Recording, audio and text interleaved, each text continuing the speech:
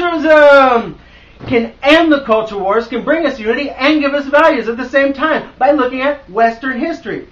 Famously, the culture wars are between the secular progressives on the one side and the religious fundamentalists on the other side. But if you look at Western history, we have two sources, right? Athens, which is the progressive secular side, and Jerusalem, which is the religious side. No problem.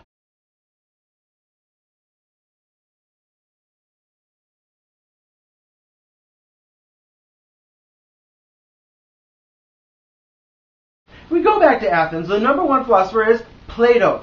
Plato said that there are three parts of the soul. You've got the reason, you've got the will, and you've got the appetite. To have an ordered human being, your reason has to use the willpower to guide the appetite. This also makes for justice in the state. The reason has to guide the appetite. If we go then on to Jerusalem, if we go to Christianity, we see much the same thing. The soul is higher than the body. Jesus said, "He who gains the world but loses his soul is lost." Christians esteem the soul above the gains of the material world. And it's not a coincidence that they both involve Platonic love. Plato is Platonic, he doesn't have sex, and also Jesus is Platonic, he doesn't have sex either.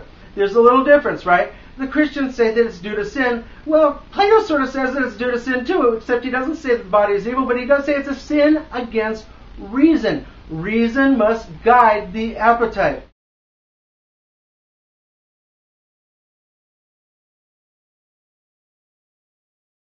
Where we get messed up is when we come to the 20th century and we have Freud. Freud, stealing a page out of Plato, because again, this is Western history, says that there are really three parts of the person, right? There's the superego, that's what society wants. There's the id down at the bottom, that's the appetite. And then there's the ego, which is the balancing out of the superego and the id. And secular progressives have jumped on this. Modern artists have jumped on this. Say, look, it's all hypocrisy. If you want to be a president, if you want to be a priest, it's all hypocrisy. It's all about sex, sex, sex, the appetite. This is a total misreading of history, and it's even a misreading of Freud.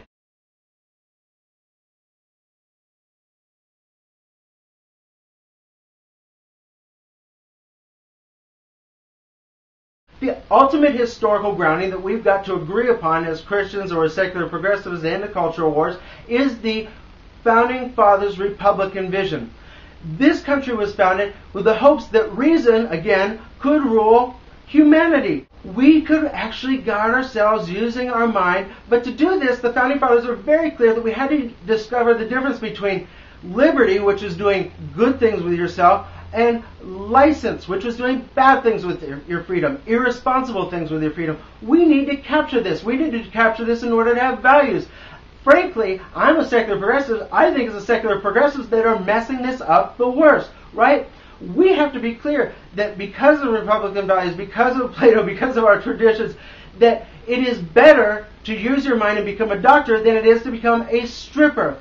It is not just as good to be a gangbanger as it is to be a student. Some things are better. Why? Because they fit in with Western civilization, they fit in with our traditions, and they also help us sustain our republic. I think that the Christians are actually pretty clear on this. They're pretty clear on values. They're pretty clear on needing to be responsible.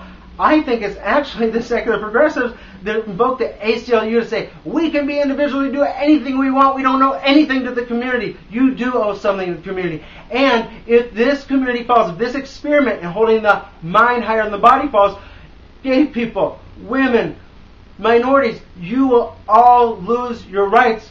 Humanity will have lost because we will have proven that it's impossible for human beings to use reason to guide the soul. So, again, especially secular progressives, to heal the culture wars, we have got to get in touch with our responsibility. We've got to see that it really goes right in line with the Christian sense of responsibility. We've got to be responsible to our republic. We've got to place our individualism within a sense of responsible culturism!